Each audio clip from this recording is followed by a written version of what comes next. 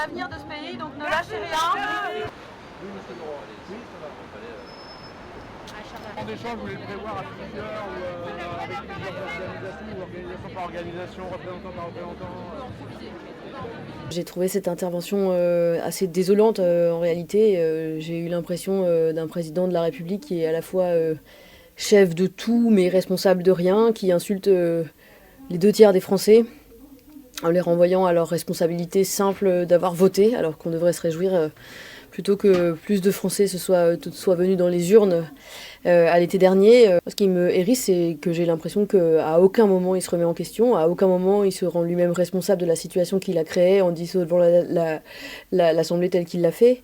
Et je suis très choquée, encore une fois, du fait qu'il recourt à cette expression front anti-républicain. Je suis aussi extrêmement choquée par le fait que le président de la République déclare que les forces de gauche qui ont voté pour la censure ont créé un front anti-républicain. Quand on se souvient comment ont été élus beaucoup de députés macronistes grâce au barrage républicain pendant les élections, quand on se souvient que le camp présidentiel menaçait de me censurer moi si j'étais Première ministre avec les voix du RN a priori, et quand on se souvient surtout comment Michel Barnier a souhaité gouverner uniquement en incluant les lignes rouges du Rassemblement national. Je suis extrêmement choquée de cette accusation de la part du président de la République. Je la trouve pas à la hauteur des enjeux.